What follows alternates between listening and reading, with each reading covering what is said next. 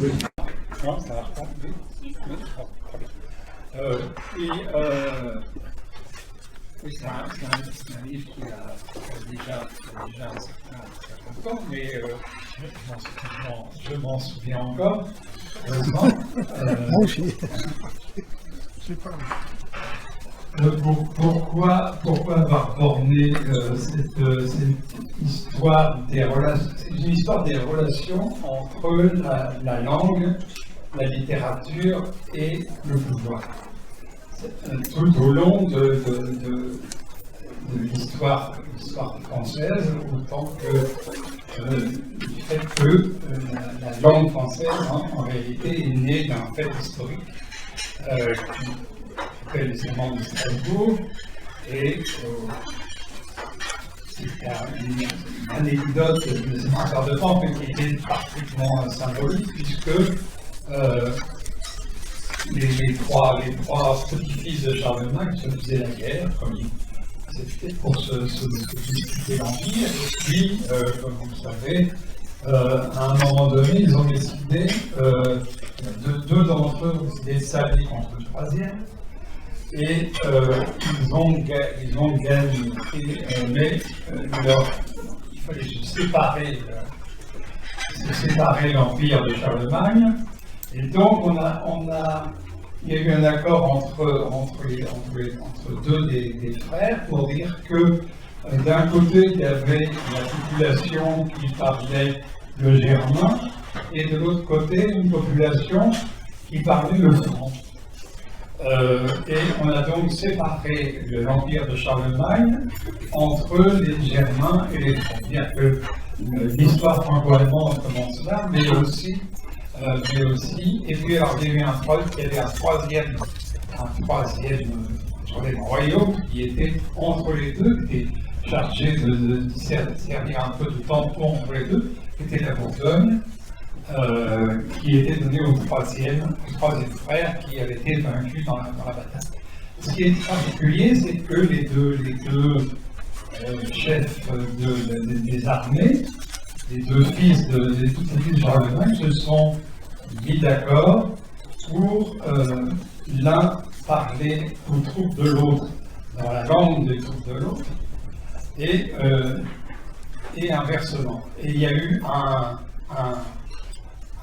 noble, moine, bien sûr, de l'époque, qui s'appelait Nithard, qui a transcrit sur le papier les discours qu'ont tenus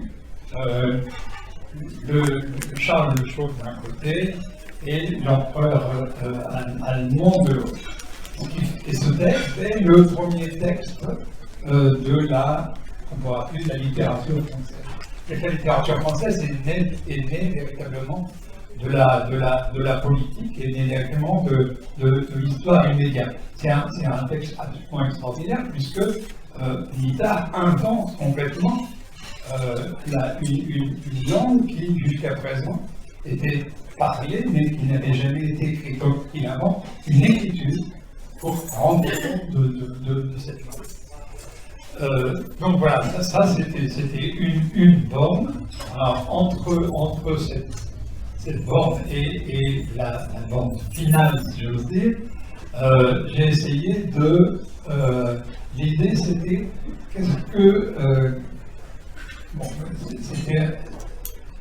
à quel moment la littérature était dans l'actualité à un point tel que les journaux de l'époque, s'ils avaient existé, auraient rendu compte de cette littérature. Or, j'ai donc fait une liste, j'avais 150 occurrences, où la littérature aurait pu, d'une certaine manière, faire la une des journaux de l'époque. Et ça m'a paru quelque chose d'assez spécifique à l'histoire française, que la littérature joue un tel rôle aussi longtemps et aussi régulièrement dans notre histoire. Pourquoi est-ce que il y a ce lien profond entre les poètes et les rois? Et donc j'ai essayé à travers un certain nombre de dates, à travers un certain nombre d'événements, il y en a eu 80, je crois, à peu près, à raconter cette histoire des relations d'un pays et de sa littérature. De ce qu'on appelle en gros aujourd'hui la littérature. En fait, on en reviendra peut-être à ça tout à l'heure. La littérature elle-même est un phénomène plus récent. C'est un phénomène qui date de la fin du XVIIIe siècle, début du XIXe. On peut même dire que le premier acte de littérature, c'est en 1787, c'est la publication des Souffrances de Gelberter de Goethe, qui est véritablement le moment où les livres ont pris une telle importance, la vie littéraire a pris une telle importance, que des jeunes gens dans toute l'Europe qui ne se connaissent pas, qui ont des cultures différentes, qui ont des langues différentes, qui ont des habitudes de vie différentes, se mettent à lire ce livre et à croire tellement à ce livre qu'il devient leur compagnon quotidien. Ils s'habillent comme le personnage de Werther, ils vont sur les lieux où se déroule le roman, et il y a toute une sorte de religion du livre qui s'établit, et je pense que c'est ça le point de départ de la littérature. Et ça, peut-être qu'on y reviendra plus tard. Et justement, il m'a semblé aussi que l'enterrement, certes pas la mort de ça, mais l'enterrement de ça, était un événement qui, d'une certaine manière, marquait aussi les dates. Il y avait un autre enterrement avant, qui était encore une sorte d'enterrement triomphal de la littérature, qui était l'enterrement de Victor Hugo. L'enterrement de Victor Hugo, c'est 1 million de personnes qui, dans les rues de Paris, transforment véritablement la mort d'un homme en fondation de la République. C'est le triomphe de la littérature d'une certaine manière, puisque Hugo a pris une telle importance dans la vie publique française que c'est autour de lui que se fait une union que jusqu'à présent n'existait absolument pas, au point que il y a des longues négociations entre les politiques pour savoir, par exemple, quel itinéraire va suivre le cortège, de façon à ce qu'il n'aille pas trop dans les quartiers populaires où il risquerait de provoquer des manifestations, des meutes, etc.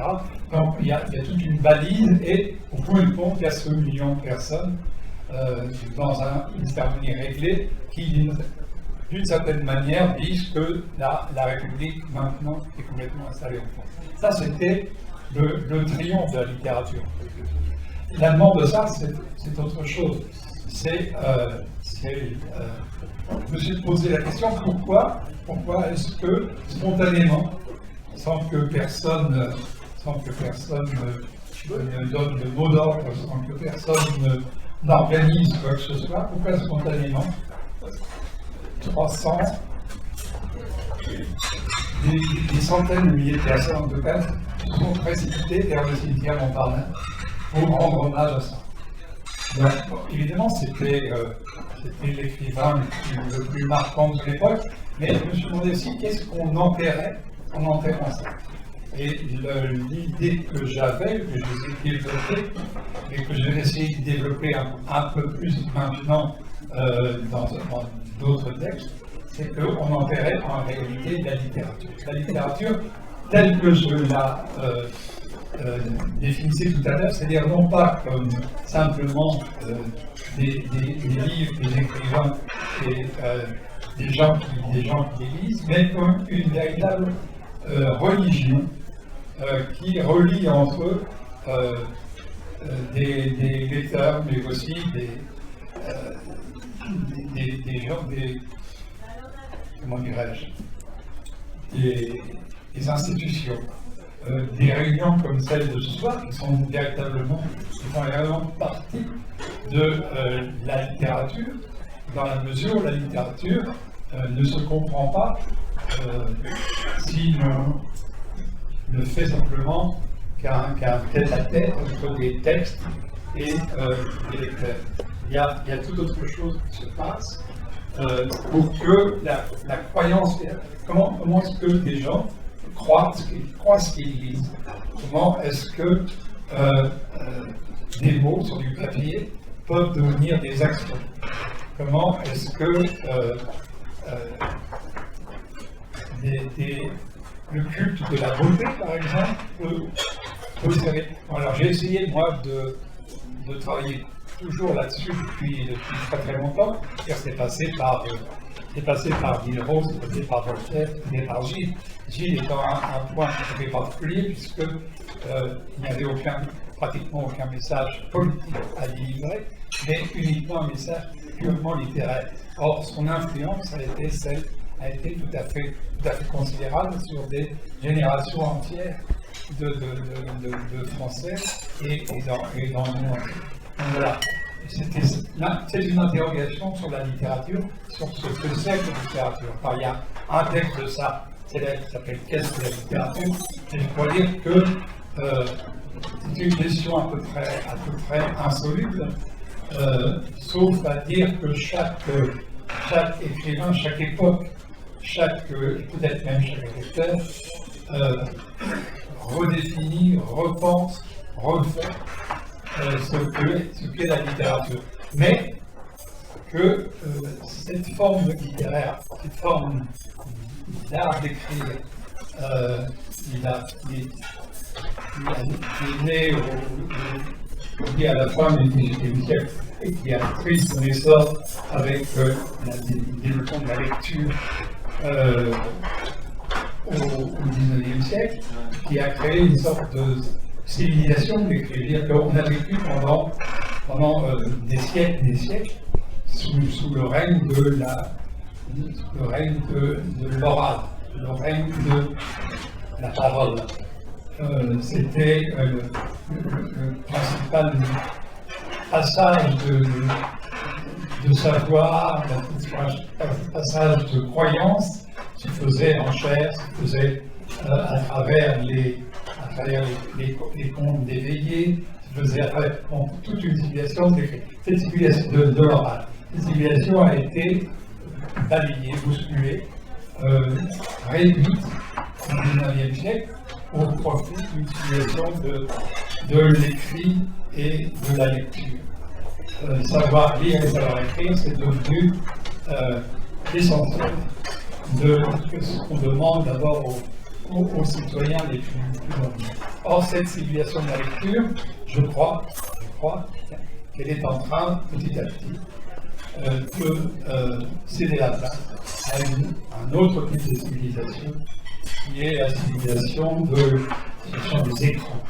La civilisation des écrans qui n'est plus une civilisation, qui est une civilisation d'un autre type de représentation, qui n'est plus la représentation par l'écriture, mais une représentation par d'autres modes de reproduction. Donc, on pourra peut-être en discuter plus tard. Je pense que la littérature sous la forme qu'elle a prise, sous la forme triomphante, je dirais qu'elle a prise jusque dans les années 1930-1940, cette littérature est en train petit à petit de disparaître sous nos yeux.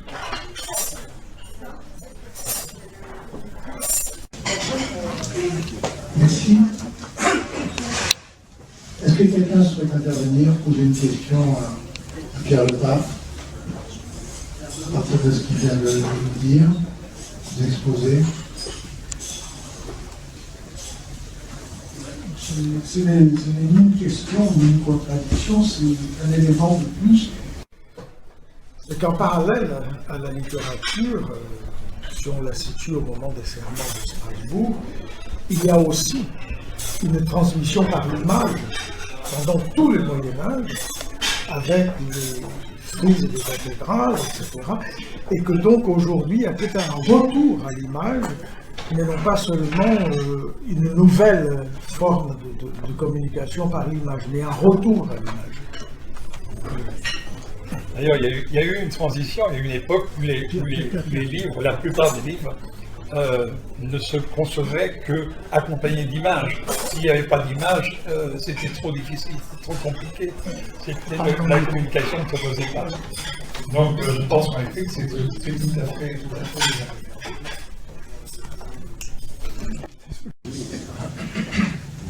Une autre question? Je passe le micro.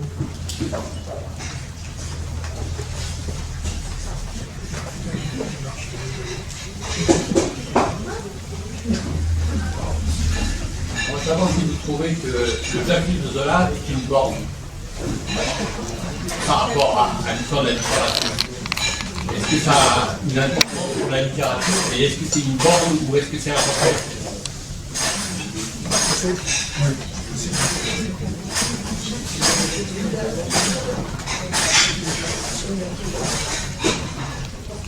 Non, je crois que Zola était quelqu'un qui faisait de la littérature, mais lorsqu'il écrit J'accuse, il n'en fait pas. Je pense que J'accuse est un travail, un acte de journaliste, un acte de citoyen, mais que la littérature n'a rien à y voir. Mais, bon, Zola lui-même pensait que la littérature sous la forme qu'il connaissait devait disparaître devant la science. La science devait, à tout prix,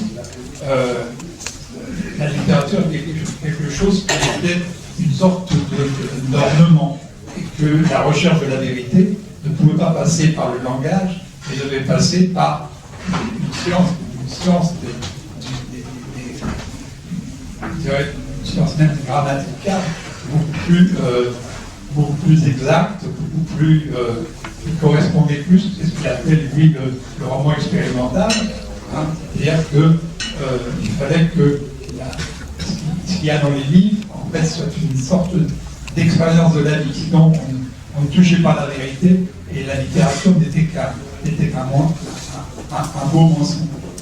Mais J'accuse a une importance dans la vie intellectuelle française considérable, bien sûr, mais c'est un manifeste de journaliste. C'est pas, d'ailleurs, c'est aussi un texte de commande. Enfin, je veux dire, c'est Clémenceau qui a commandé à Zola J'accuse. C'est lui qui a trouvé le titre de l'article. Enfin, je veux dire, c'est vraiment un travail de journaliste. Et c'était en ça, d'ailleurs, qu'on peut voir la différence qu'il va y avoir entre la communication du journaliste et la littérature.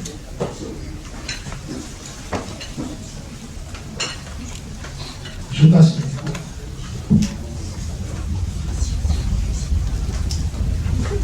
Bonsoir. Je voudrais savoir, est-ce que vous avez laissé une classe, vous avez deux classes à Marcel Proust dans votre... Marcel Proust.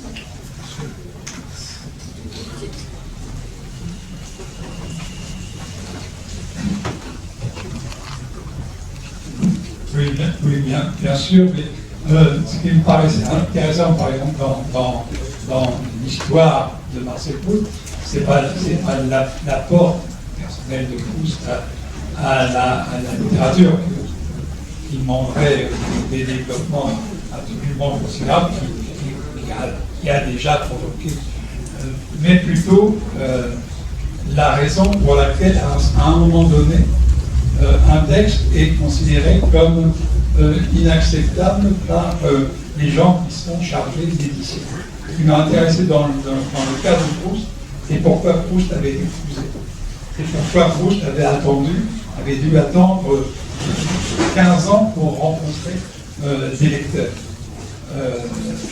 Quand il l'a fait, c'est évidemment une révélation formidable, mais la difficulté qu'a eu ce texte littéraire à trouver un public me paraissait, en l'occurrence, tout à fait digne d'être interrogé. Donc essayer de comprendre qu'est-ce qui s'est passé pour que des gens, et des lecteurs aussi avisés que Gilles lui-même, et la maison des Limards, qui était en pleine Loire à l'époque, avait pu passer à côté. Surtout que les raisons qu'on a trouvées que les protagonistes ont donné eux-mêmes à ce que Gilles appelait la plus grande gaffe de sa vie, étaient tout à fait ridicules. C'est que, par exemple, les gens de la Nouvelle Revue Française ne supportaient pas que Proust habite la Rectorat. On ne pouvait évidemment publier un écrivain qui venait de la Recto, sinon c'était un écrivain bourgeois, c'était un écrivain qui n'avait rien à dire, qui n'avait rien à faire.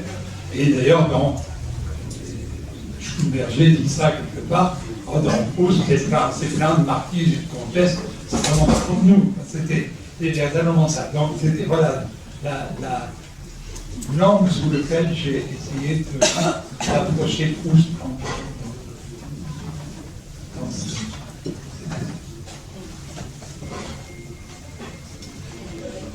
Une autre question ou une remarque?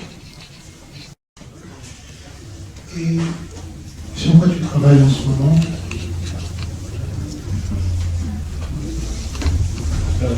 Je suis en train d'essayer de raconter ma propre approche de comment la littérature m'est tombée dessus en quelque sorte, et aussi à essayer de comprendre quelles sont les raisons pour lesquelles je sens disparaître aussi cette. Alors ce soir, c'est un démenti évidemment à tout ce que je peux dire, hein. Mais si il faut comparer la littérature avec la religion, je pense qu'on est là un peu dans la période des catacombes et que on représente certains derniers îlots de résistance.